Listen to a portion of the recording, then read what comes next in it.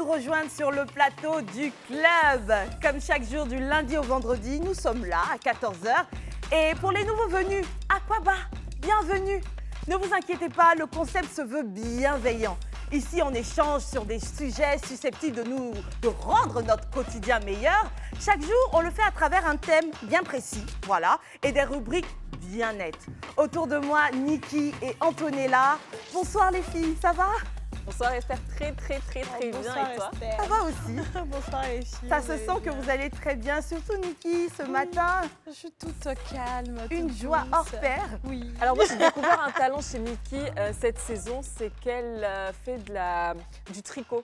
Yes. Et franchement, j'aimerais qu'on applaudisse pour Niki. Hein. Oh, merci beaucoup, c'est gentil. Vous savez, je suis une femme multitâche. Très bientôt, tu vas nous présenter une belle tenue sur ce plateau. En tout cas, c'est un challenge que je te donne. Parfait, c'est que moi j'ai besoin d'un tapis pour ma chaise de coiffeuse. Esther. Donc Niki, comment de passer? je travaille, je suis là tous les Mais jours. c'est Je l'ai dit au moi, vendredi. j'attends mon Ah, tapis blanc. Filiga. Commencez à passer vos commandes hein, comme Oui, Esther. oui. Attendez, c'est l'instant pub. Passez Ouais, vos c'est commandes chez Niki, la tricoteuse. C'est pas l'instant pub, laisse-moi récupérer. C'est plutôt l'instant Inbox.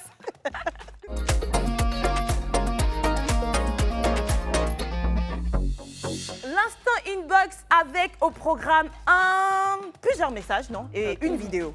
On commence par quoi? La vidéo ou les messages? Les écrits? messages. On va faire la un vidéo, petit ouais. switch. Messages. Les messages d'abord. Les messages, d'accord. Je prends celle-là. Bonsoir mes jolies trois tatas, moi c'est Yasmine, je vous suis depuis San Pedro, j'aime votre émission, que Dieu vous garde, cœur, bisous, bisous, bisous, bisous, bisous et Oh, soit dit en bisous. passant, Yacine, tu es jolie, hein? Oui, Franchement, oui. et ce teint, son nez. Oui, oui, regarde. elle a un peu à peu près ma coupe, hein, j'adore. Aïe, Niki, Oui. elle a frange. Moi, je peux dire, J'ai dit qu'elle fait à peu près, c'est le même carré. Voilà. Bon, elle a à peu près ta coupe et la coupe d'Esther. Comme ça, c'est un mélange des deux. Non, mais Ok, j'allais alors comme je ça. prends ce message-là. Bonjour les jolies dames, comment allez-vous? Nous, on se porte super bien, mon fils et moi. Vous écrit depuis Sangmelima. J'espère que je ne lis pas mal, hein, parce qu'au Cameroun, juste pour vous dire que j'aime beaucoup votre émission. Chaque 15 h, je suis devant l'écran, à part quand Eneo, donc je suppose qu'il s'appelle comme ça, coupe la lumière. Tata Esther, je t'aime trop, sans oublier Niki et Antonella. Gros bisous à vous. Oh là là! Gros bisous. Bisous, bisous, bisous à toi depuis Sangmelima au Cameroun. Et Eneo, pardon. Arrêtez de Quoi, couper. la lumière. Et puis pour ceux qui vont se demander pourquoi c'est 15 h, c'est tout simplement parce qu'on n'a pas le même fuseau horaire. hein. Oui. Donc, c'est pas les mêmes heures de diffusion. Ils sont à quoi? C'est Plus ça, un ouais. chez eux au Cameroun? Oui, oui, oui, je pense. Oui, je D'accord. pense, oui. Oui. Ok. Alors, vidéo et message écrit à la fois. Ah d'accord, je le prends.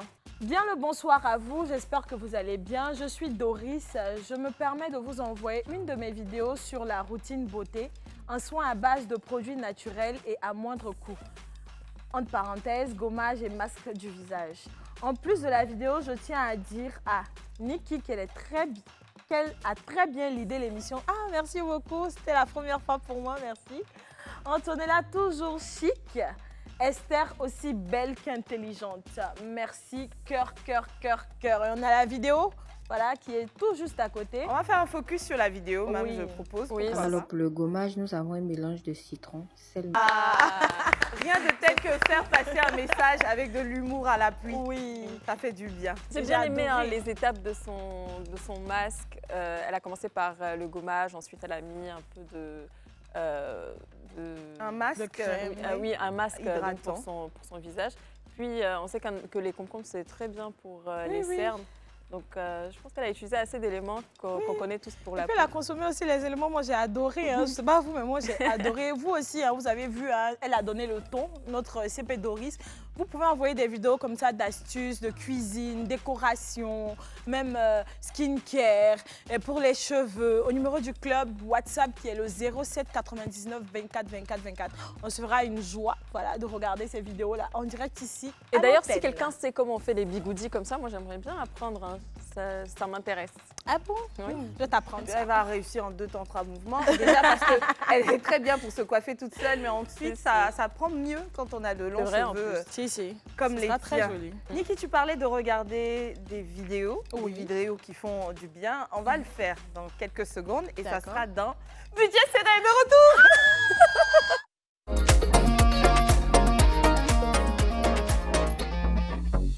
Et pour cette grande première de budget serré. C'est Niki qui s'y colle. Yes. Mais oui. Et ça s'y colle bien. Ah bon? Je suis rentrée en régie pour regarder un peu C'est ce que tu as vrai, fait. ça.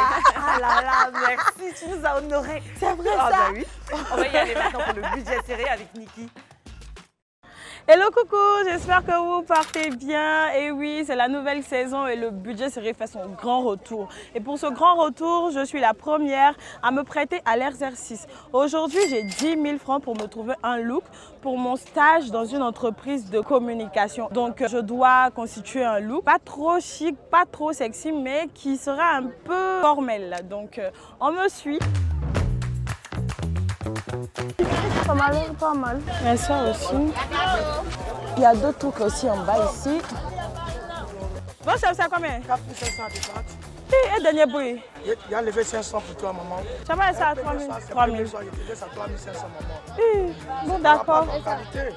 Oui, oui. Ah, merci, merci. Donc, je pense avoir trouvé ma robe pour le premier jour de travail dans l'entreprise de communication avec la somme de 3500. Donc, on va aller chercher les chaussures et puis les autres accessoires. Ta boucle d'oreille, là, c'est combien? Il y a pour 500, il y a pour 1000 francs. Pour 5, tout c'est 500. Je vais faire celle-là. Donc, merci beaucoup. Voilà, hein, je viens d'avoir mes boucles d'oreilles à 500. On va aller pour les chaussures et la pochette. On y va. Je pense que j'ai trouvé la chaussure à 4000. Ça me va. Merci beaucoup. Tenez. Merci beaucoup. Voilà, la chic pochette noire. 1000 francs. Je pense qu'aujourd'hui, je vais faire un all black pour le grand retour. Donc, je vais me chercher une ceinture. Et puis, on y va. Ça passe, tu vois. Tu vas pas me laisser ça à la 1000 francs. C'est ça sur moi qui me reste. Pardon. Prochainement, il y a venu payer ceinture chez toi encore. Merci beaucoup. Bon bah voilà, hein, j'ai tout eu, la robe, la chaussure, la ceinture, les boucles d'oreilles. Je pense que c'est un all black doré. Donc on va aller à la télé, on va faire l'assemblage et puis on va voir ce que ça va donner avec les TP.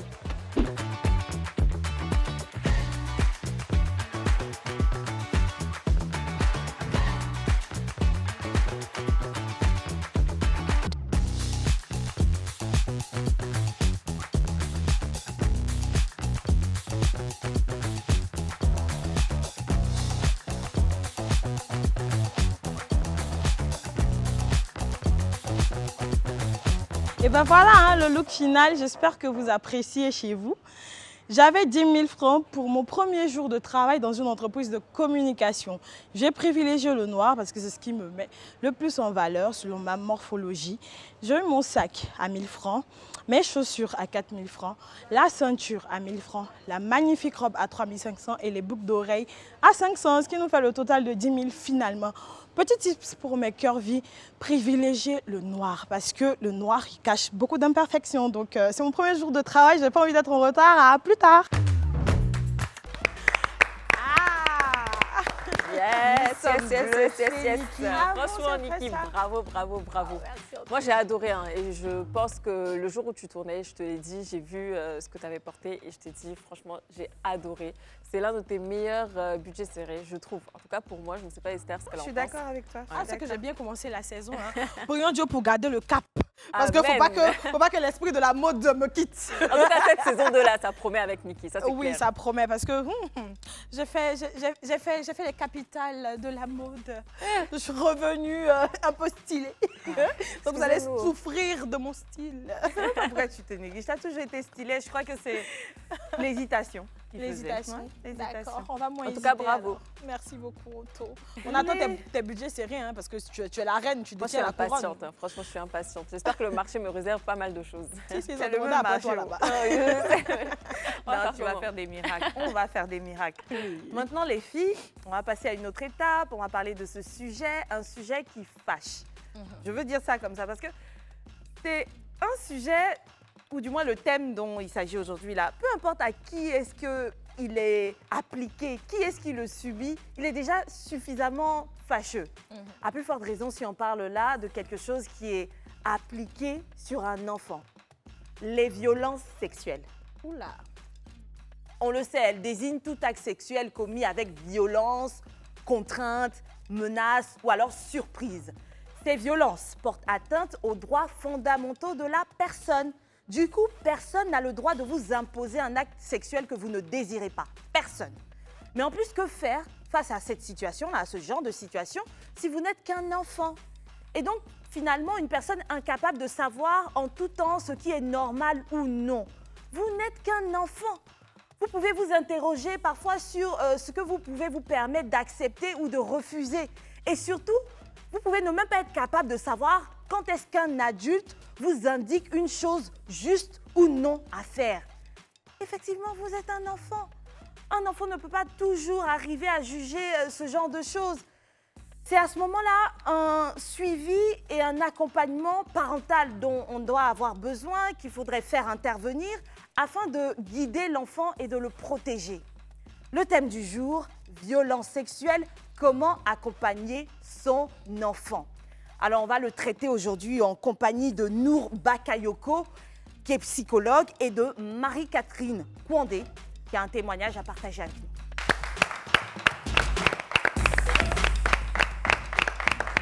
Bonsoir. Bonsoir à notre psy préférée.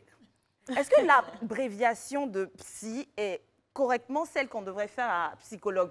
Psychiatre, est-ce qu'il a son abréviation? À quel moment psy, c'est qui? Bon, en fait, quand on dit psy, c'est la grande famille Des de tout ce qui est psy, quelque son chose. psychiatre, son colloque, son analyste, etc. J'ai adoré son D'accord. Donc attention, hein, quand vous dites que vous partez voir votre psy, il faut préciser, parce que Oui. la personne en face pourrait Justement. penser au cas le plus Parce qu'il ne terrible. faudrait pas que la personne ajoute psychopathe, Ah, c'est ça aussi. parce ok. qu'il y a psy. Oui. Mais qui a son propre psychopathe? Genre, je veux voir mon psychopathe. Alors, bienvenue, monsieur Nour Bakayoko. Comme d'accoutumé, on se tutoie. C'est la famille, la grande famille du Effectivement. club. Et pour notre plus grand plaisir, nous avons aujourd'hui Marie-Catherine Kwandé. Bonsoir. Bonsoir. Ça va bien, Marie-Catherine? Oui, ça va très bien. Détendue? Un peu crispé, mais ça va. Un peu crispée?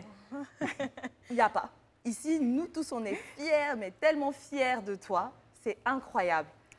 Marie-Catherine, on connaît déjà le psychologue, Nour. Du coup, je vais te demander, si possible, de te présenter à tout le monde.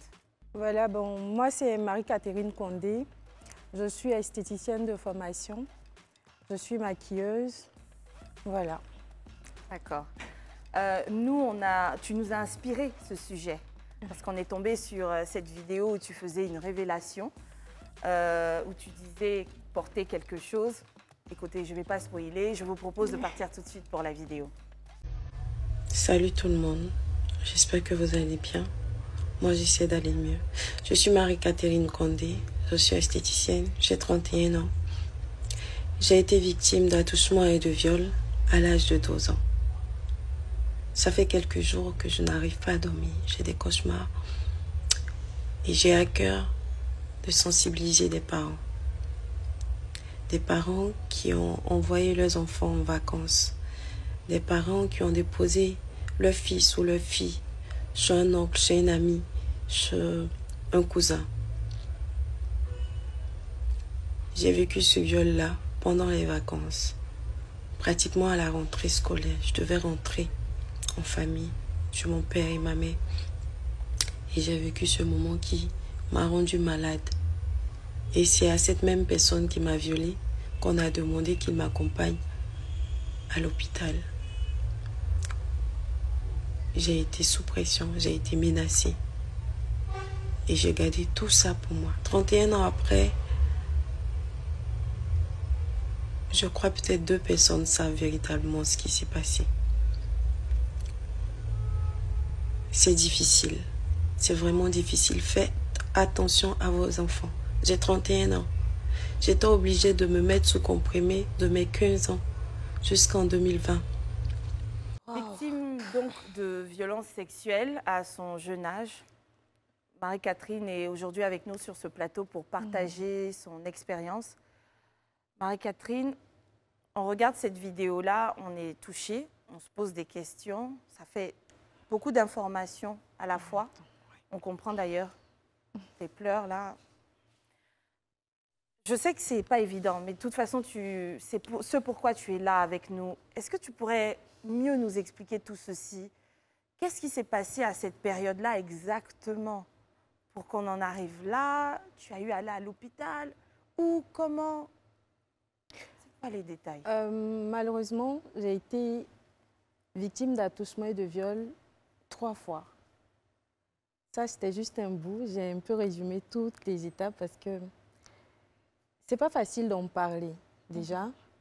Et enfant, comment ça s'est passé déjà pour la première fois? Pour la première fois, j'étais en vacances chez mon oncle. Et mon oncle, il avait son petit frère dans la maison. C'était un 2 chambres salon. Nous, on dormait avec le petit frère de l'oncle, qu'on appelait tonton aussi parce qu'il était plus âgé que... Nous, c'est qui? Les filles. Il avait sa fille et la fille la nièce à sa femme, plus moi. Et puis, on avait un petit dénier. D'accord. Et c'était à quel âge? Tu avais quel âge, toi? J'avais 11 ans. 11 ans. J'avais 11 ans. Et il était en voyage avec son épouse.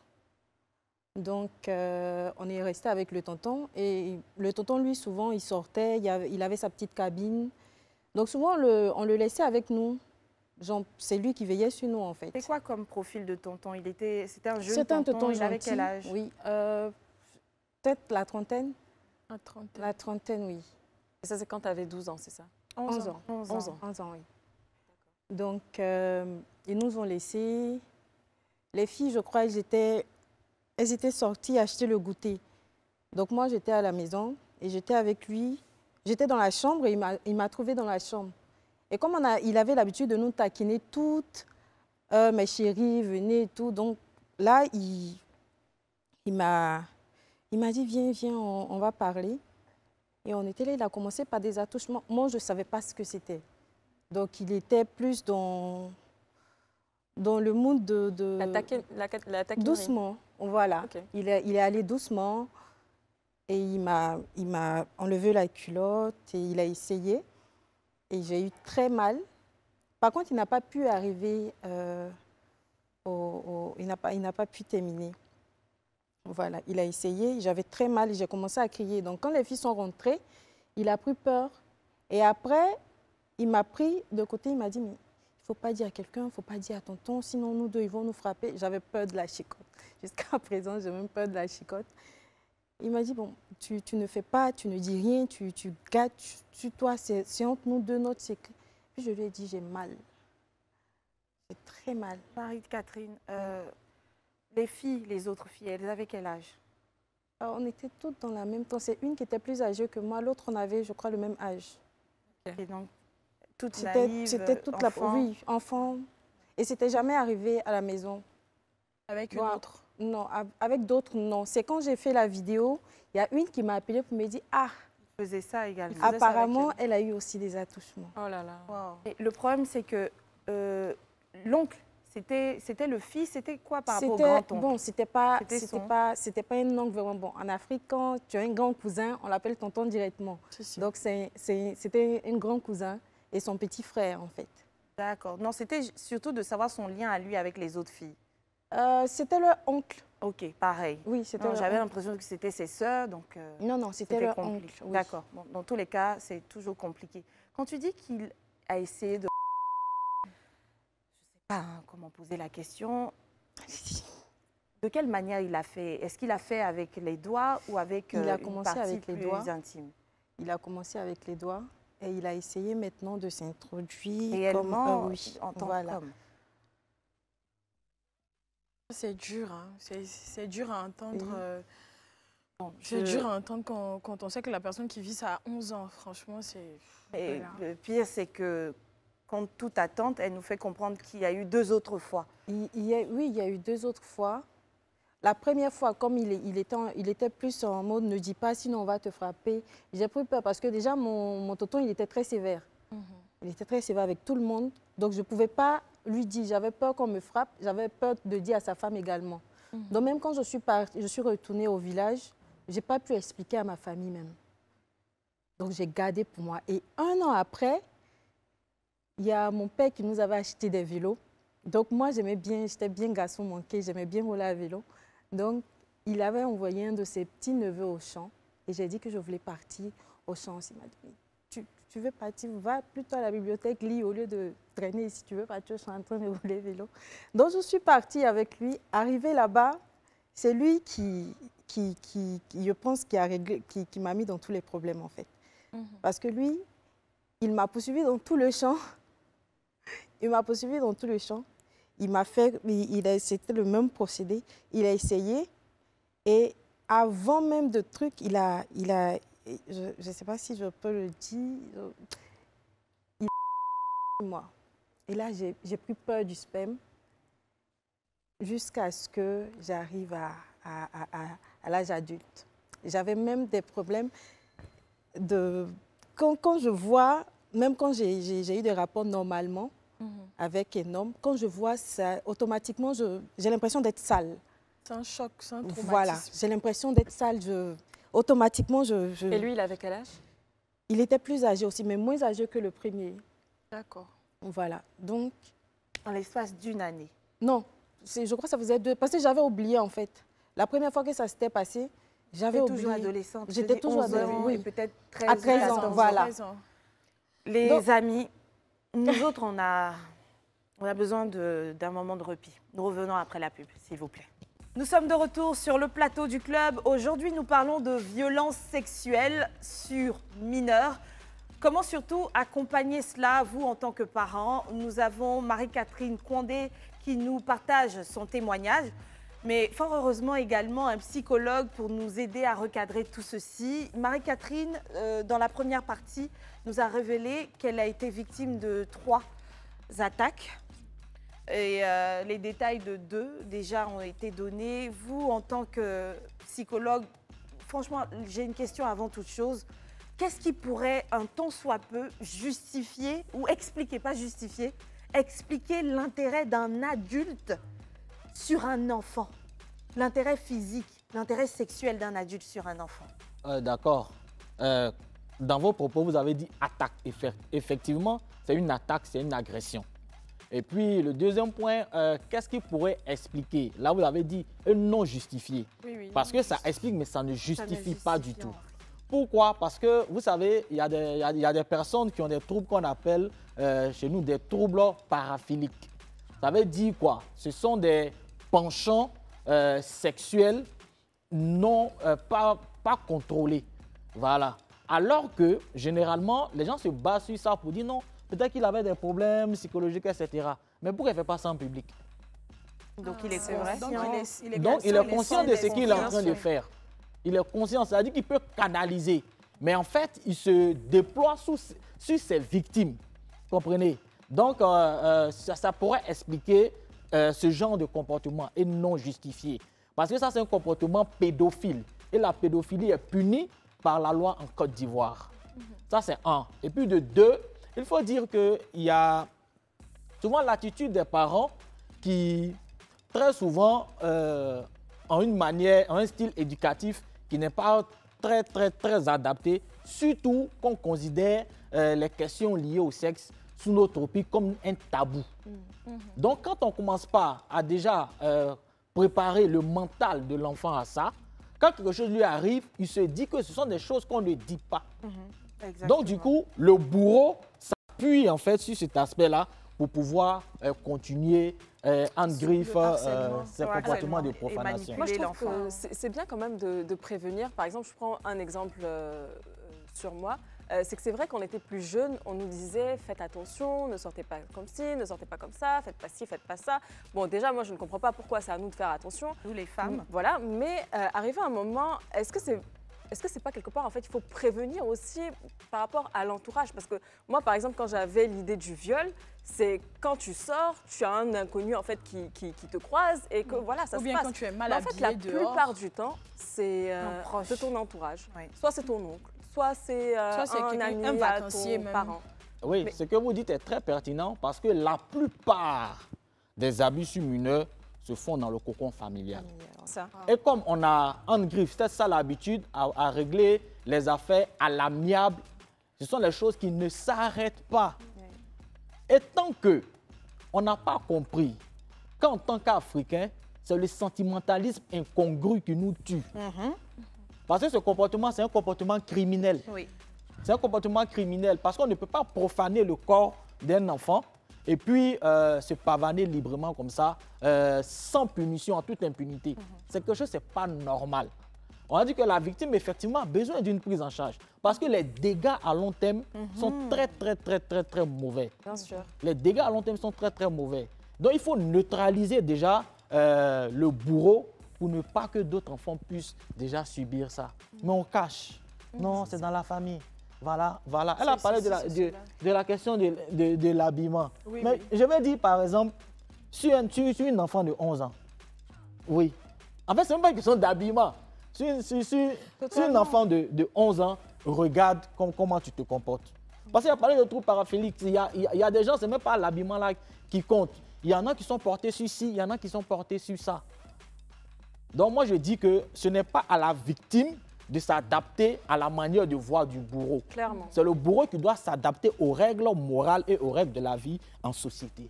Et c'est ce qu'en fait, à la base, les gens devraient comprendre. Parce qu'on est toujours dans l'accusation. Mais si toi, tu n'étais pas resté seul avec lui, est-ce qu'il allait te faire ça? C'est ça aussi. Vous voyez, ça, c'est une violence Mais psychologique. comment tu t'es comporté, puis il a commencé à te Même regarder comment tu t'es autrement. comporté, c'est une violence psychologique. Ce sont des choses qu'on ne dit On ne pas. dit pas. Mais après, avant de revenir sur Marie-Catherine, moi, je sais pas, mais je remets la faute sur les parents parce que je me dis qu'en tant que parent, on devrait quand même déjà essayer d'inculquer, même si c'est pas ça dans nos valeurs africaines, une éducation sexuelle propre même à nos enfants, au fait. Il l'a dit. Hein. Parce que quand on ne nous donne pas une éducation sexuelle, on ne sait pas à quoi s'en tenir. Et puis même le fait de laisser l'enfant seul, même si c'est quelqu'un qui a l'air familier. Moi, je pense que la jeune fille, Mais même, tu sais... la jeune fille, elle doit être bien encadrée. Mais tu sais, même, c'est pas pour te couper ou quoi que ce soit, mais... et les petites filles qui ont 4 ans, par exemple. Enfin, Si, on peut la préparer à ça. Mais comment Moi, je pense que comment Exactement. Peut-être que c'est ça. Hein. Tous les parents ont cette volonté-là. Mais si. comment est-ce que tu devrais approcher avec tact ton enfant pour ne pas non plus déjà l'effrayer? Bien sûr. Pour ne pas lui voler son enfance avec des mots qui Ouais, vont des mots plus, lourds. voilà, Oui. plus vite que la chose. Et puis même créer, je ne sais pas moi, ça peut avoir un effet contraire, hein, créer une curiosité. Si par exemple tu dis à ton petit garçon, non, ne t'approche pas des petites filles parce qu'elles ont un autre truc en dessous et ça on touche pas. Par moment, il peut avoir envie de voir, même c'est maintenant il va vouloir voir le petit truc. Alors à la que petite fille aussi, tu elle-même, elle dis, savait pas, lui-même, il savait pas. Oui, mais en bon, fait, comment on fait? exactement. On va dire comment on fait. Elle a parlé de la prévention, c'est important et ça s'inscrit dans les aspects qu'on a dans la prévention. Mais là, du coup, quand on dit à un enfant de 4 ans, on va utiliser le mot lourd, l'enfant peut être effrayé. Si. Mais aussi, il faut comprendre que la psychologie de l'enfant est différente de celle des adultes. Et j'ai l'habitude de le dire, les problèmes des enfants sont dus aux erreurs des adultes. Donc vous allez comprendre que cet enfant-là, on ne va pas lui dire « faut pas », parce que le cerveau de l'enfant et le cerveau humain même n'entend pas la négation. Ok. Le cerveau humain n'entend pas la négation. Donc c'est plutôt dire à un enfant, il faut avoir ce comportement démocratique, parce qu'il y a différents types de parents. Ce qui a fait que, généralement, elle a eu peur à la base même d'en parler. Elle dit, mon oncle est sévère. Elle avait peur de la chicotte. Voilà, elle avait peur de la chicotte. Parce qu'il y a les parents abusifs, les parents autoritaires, les parents démocratiques, les parents perfectionnistes. Même. Et même, les comment on appelle ça? Les parents débonnés, les parents permissifs là. C'est vrai. Un enfant de 4 ans, tu n'as pas besoin de lui dire, non, il ne faut pas courir derrière les garçons, il ne faut pas faire ci. Un enfant de 4 ans, il connaît ses organes. OK? On lui dit simplement, ah, ici là, on ne voit pas, il ne faut pas montrer ça à tout le monde. Si quelqu'un touche, il faut venir me dire. Ici là, si quelqu'un touche, il faut venir me dire. Si. Tu n'es pas en train de lui dire, faut pas. D'accord. Tu lui dis simplement, non, si touche, il faut venir me dire, dans un terme tellement convivial que, non, ici, il ne faut pas te déshabiller dehors. Hein. Voilà, parce que si un tonton touche ici là, il faut venir me dire. Hein. C'est pas comme ça. Docteur, moi j'ai Voilà. une question. Est-ce que le parent a le droit de toucher lui-même pour aider son enfant à faire sa toilette? Comment un parent gère cette partie avec son enfant? Oui, cette partie, généralement, c'est le parent, c'est ça, la c'est mère qui lave naturel, l'enfant. Non, j'en viens à quelque chose, c'est pour ça Voilà, que je pose la c'est-à-dire question. que c'est la mère, par exemple, qui va laver son enfant, ou bien le père qui va laver son enfant. Donc un parent a le droit de toucher la partie intime de son enfant? Oui, pour Jusqu'à voir quel âge? si il y a, comment on appelle ça, si il y a des problèmes. Jusqu'à quel âge? Voilà, jusqu'à ce que, je vais dire, l'enfant soit Autonome. mature, Oui. je vais dire. Autonome, oui. Voilà, donc, si l'enfant de 4 autonome ans réellement. comprend que par moment, on touche pour nettoyer. Si cet enfant va chez un oncle ou une tante et qu'on doit le nettoyer là-bas, comment est-ce qu'il sait que c'est cet adulte-là, par exemple, qui a le droit de l'aider à se nettoyer ou pas? Exactement. Parce que dans l'éducation, il y a différentes étapes. On a d'abord ce qu'on appelle la reproduction. C'est-à-dire la reproduction, c'est quelque chose qu'on voit et on reproduit. Et puis après, il y a la production. C'est ce que nous-mêmes, on crée maintenant. Donc cet enfant-là, on l'amène à une forme d'autonomie. Voilà, j'aime pas trop le terme autonomisation. C'est-à-dire qu'on envoie l'enfant une forme d'autonomie. Donc cette autonomie-là va d'abord consister au fur et à mesure à laisser l'enfant lui-même se laver, avoir certaines responsabilités, etc. Mais dans la communication parentale avec l'enfant, il faut d'abord ramener l'enfant à des aspects. L'aspect, c'est qu'on ne touche pas si, ça par exemple, tu ne montes pas, etc. Il sait que le tonton, ce n'est pas son père. Il sait que c'est pas quelqu'un de proche. Il sait que ce n'est pas quelqu'un de proche. On a déjà préparé l'enfant mentalement à ces aspects-là. Regardez par exemple, quand l'enfant revient de l'école, le réflexe qu'on a dans ton cahier de correspondance, voilà, vous avez fait quoi? Est-ce que vous avez des exercices, etc. C'est comment on appelle ça? C'est une manière déconseillée d'aborder l'enfant. C'est comment tu as passé ta journée? Tu as rencontré qui aujourd'hui? Mais tu as fait quoi? L'enfant inconsciemment qui parle de sa journée, en tant que parent, tu pourras saisir en fait tous les éléments qui ont concouru. Effectivement. Voilà. Docteur, je reste sur ma fin, par contre, sur votre réponse, parce que je parlais le temps de l'autonomisation de cet enfant-là. Il y a plusieurs personnes, comme une nounou, qui peut abuser également d'une fille, ça existe. Oui, ça existe plusieurs fois. Je veux dire, quand l'enfant a l'impression d'être en face de la personne qui est en train de l'aider à se nettoyer et que la personne s'avère être également son agresseur, comment est-ce qu'on fait? Mais avant de répondre à cette question-là, on est allé dans tous les sens parce que Marie-Catherine, ton histoire nous a intrigués, pas plus que toi, c'est sûr. Il y a eu toutes ces réponses de la part du psychologue. Du coup, on a envie de savoir dans quoi est-ce que tu te retrouves. Est-ce que tes parents à toi avaient eu une approche par rapport à la chose? Parce que c'est peut-être possible, mais malgré tout, tu as eu peur. Qu'est-ce qui était, comment c'était dans le temps? Moi, j'ai une maman très réservée, qui discute pas beaucoup. Par contre, j'ai un papa qui est un papa poule. Donc, quand il y a un souci, je prends l'exemple de la deuxième fois. J'ai pas eu peur. Immédiatement, quand ça s'est passé, j'ai pris mon vélo, je suis retournée à la maison, je suis partie trouver papa. Au lieu de maman, je suis allée vers lui, je lui ai dit, voilà ce que le tonton m'a fait. Ça, c'était pour la il est parti dans tous les sens. Et il a essayé de régler le problème. Ça y est, il m'a d'abord attrapé, il a commencé à pleurer. Donc mon papa, pour moi, jusqu'à aujourd'hui, c'est mon protecteur. C'est lui qui, quel que soit le problème, j'arrive à lui parler facilement. Donc, pour moi, les parents doivent d'abord dire aux enfants, quel que soit le problème, il faut venir vers moi. Ça a été le cas en fait. Ça a été le cas avec moi. Quand ça s'est passé directement, je suis partie chez papa. Mais la première fois, je n'ai pas dit, parce que j'étais chez tonton, ça s'est passé. J'avais peur, on dit si je dis, ils vont me frapper. Pas comme si tu as un téléphone. Donc voilà. Si tu pouvais en parler, c'était tonton. Mais quand les parents aussi appellent, parce que quand ils t'envoient en vacances, ils essaient d'avoir de tes nouvelles, ils appellent, tu vas bien et tout. Tu ne peux pas dire. T'as pas forcément aussi. Voilà, tu peux pas leur expliquer. Ça va, ils sont dans, faut bien te comporter là-bas, ils ne te demandent pas comment tu vas. C'est ça. Ils ne te demandent pas comment tu vas, ils te demandent, faut bien te comporter là-bas. Il ne faut pas fatiguer tonton. Ils sont dans ça, ils ne sont pas dans... Ça va, on t'a fait quelque chose, ils ne demandent pas. Mais après, moi, Marie-Catherine, il y a quelque chose qui m'intrigue un peu.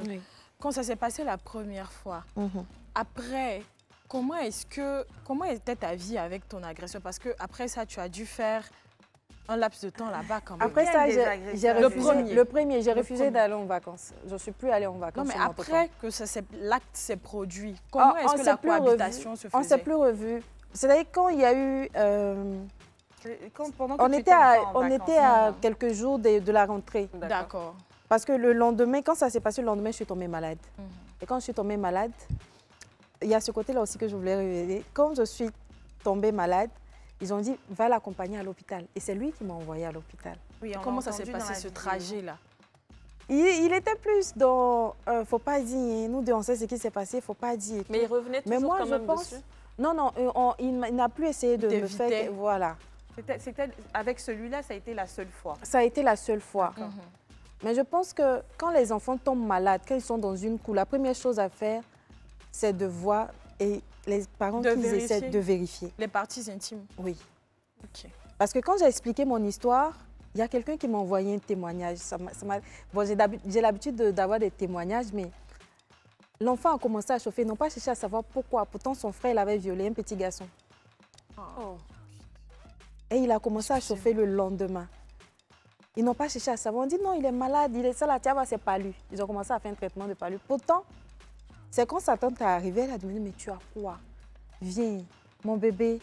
Il a commencé à lui dire, voilà, l'autre fois on est en train de regarder la télé, tout le monde est parti dormir, tonton m'a fait ça. Elle dit non. On déshabille l'enfant, on regarde, il est...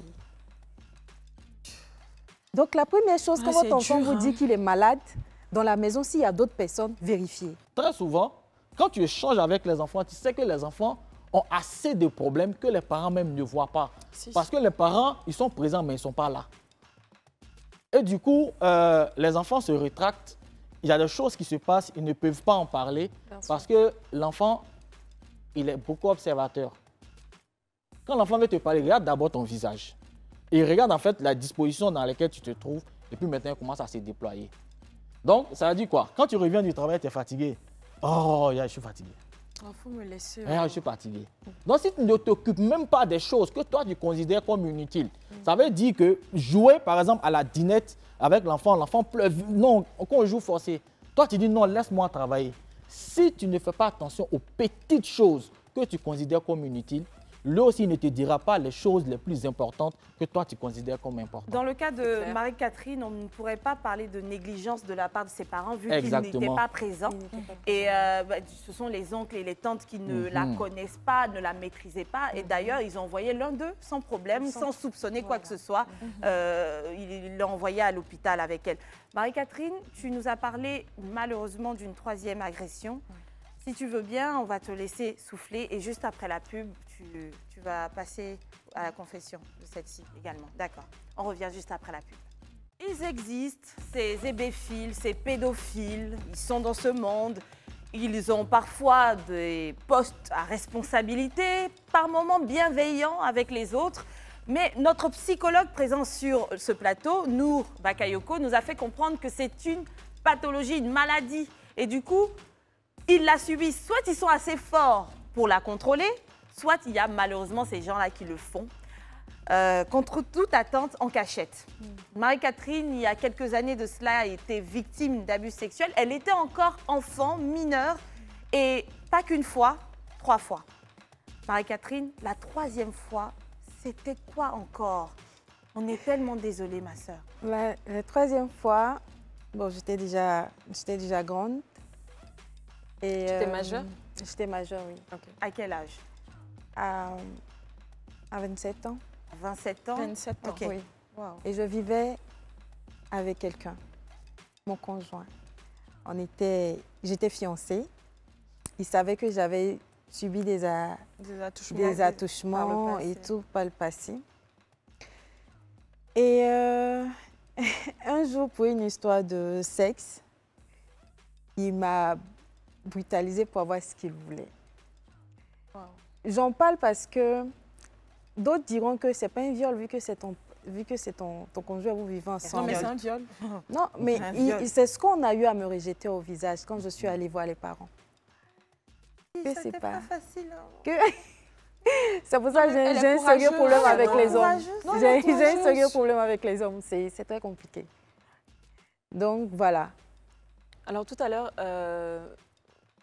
notre psychologue Nour parlait de santé mentale. Tu en es où aujourd'hui dans ta santé mentale? Parce qu'on a vu, quand on a commencé l'émission, on voyait que tu avais les larmes. Tu n'étais pas bien. Donc, aujourd'hui, comment tu décrirais ta santé mentale? Depuis 2020, je pense que je vais beaucoup mieux. Je vais beaucoup mieux parce qu'avec la prière, j'ai connu le Seigneur en 2020 et il m'a beaucoup aidée. Il m'a beaucoup aidée. J'essaie de renouer avec les hommes. J'essaie de voir le bon côté des gens. Et vraiment, depuis 2020, ça va. ça va. Souvent, j'ai du mal, surtout à la rentrée comme ça, j'ai du mal parce que je me rappelle un peu de tout. À certaines périodes, je me rappelle, mais ça va mieux. Franchement, ça va. Et concernant les séquelles physiques, est-ce que tu en as encore aujourd'hui? Oui, oui. Là, je me rappelle que au lycée, j'avais une amie qui avait essayé de me faire des trucs. Et là, j'ai encore la cicatrice dans mon dos. Je ne sais pas pourquoi.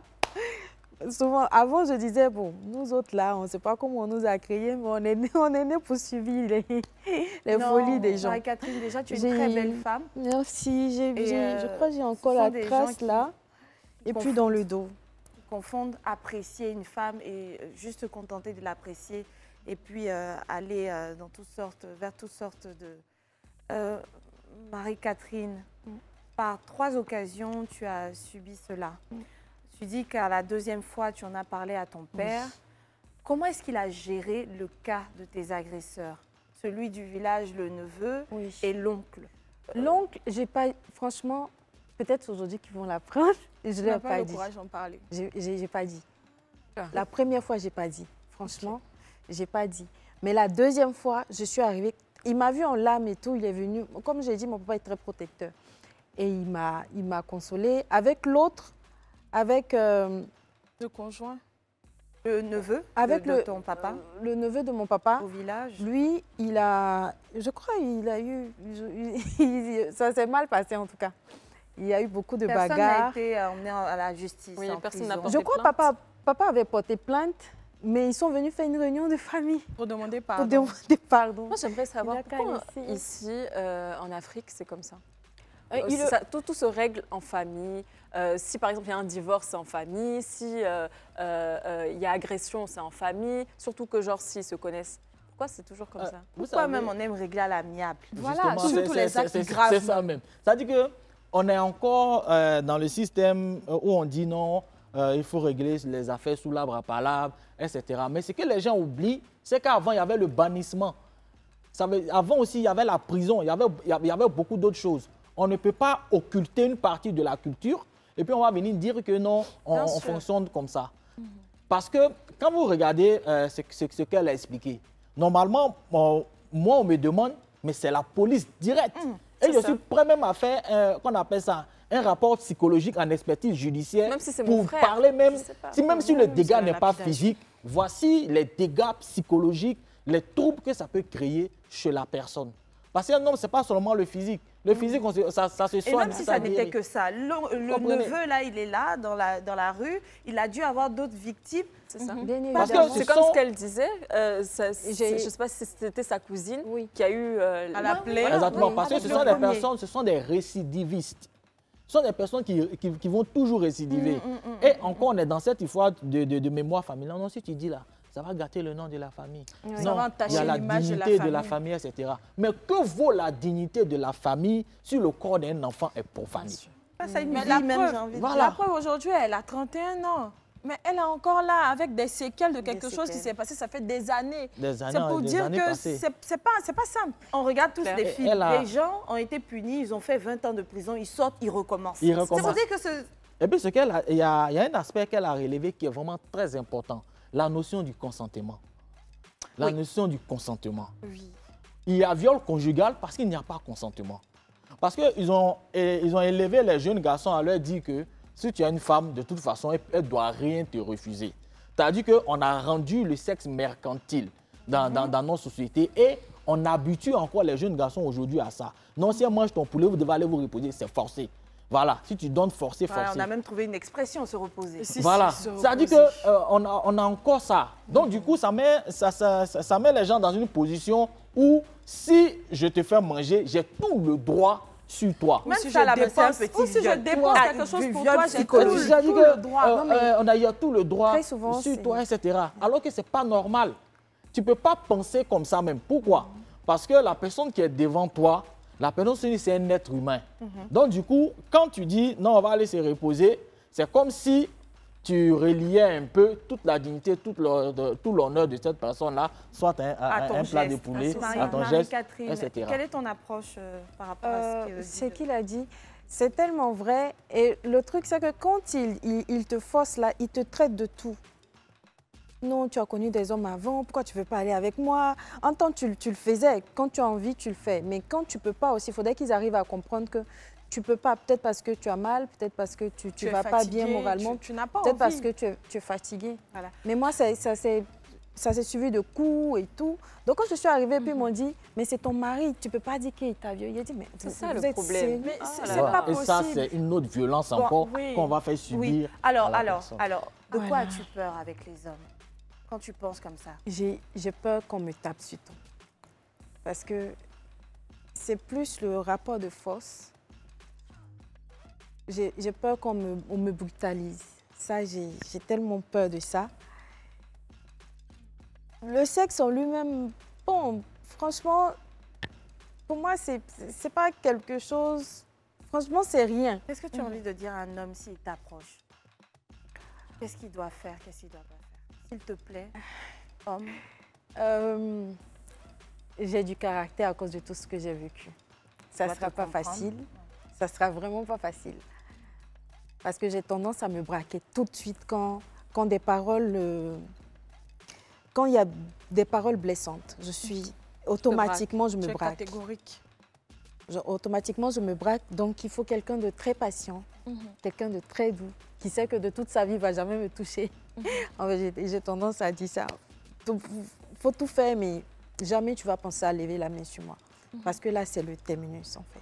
Et si aujourd'hui tu as des enfants, comment tu... Oh, j'ai un réagis? enfant. Ok. J'ai un enfant de 10 ans. D'accord. Je suis... je suis un peu une maman... Je suis une maman douce et sévère à la fois. Mais déjà à 10 ans, j'essaie de lui faire comprendre le volet sexe. Bizarrement, mais j'essaie de lui dire, quand tu vas grandir, tu pourras faire ça. Mais à ce stade-là, il ne faut jamais soulever, tirer les jeunes filles pour pouvoir leur faire un bisou. Il ne faut jamais essayer de soulever la jupe d'une camarade, même si vos amis, dans vos causeries, disent faut soulever ou bien pas. Souvent, ça arrive. L'autre va dire, Pénel, va faire bisou à tel, envoie si tu es truc. Il ne faut pas rentrer dans ça, parce que maman est passée par beaucoup de choses et elle n'a pas envie qu'une autre jeune fille vive ça. Et ça se comprend. Donc, je parle avec lui. Mais Marie-Catherine, moi, de ta vidéo, j'ai retenu, ça fait plusieurs jours que je ne dors plus. Oui. J'ai à cœur de sensibiliser des parents. Oui. Alors aujourd'hui, il t'a donné la lucarne de sensibiliser tous ces parents-là qui te regardent, qui ont des enfants qui ont été victimes d'attouchement comme toi. Qu'est-ce que tu pourrais leur dire? À ses parents, je voudrais dire d'être sévère, mais pas trop. Parce que quand vous êtes sévère, les enfants n'arrivent pas à vous parler.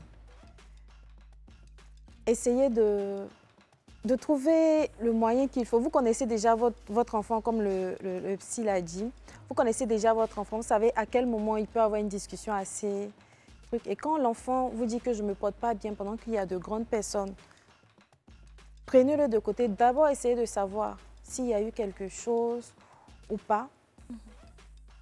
Et ne pas laisser les enfants, même quand ils sont adultes, vivre certaines choses.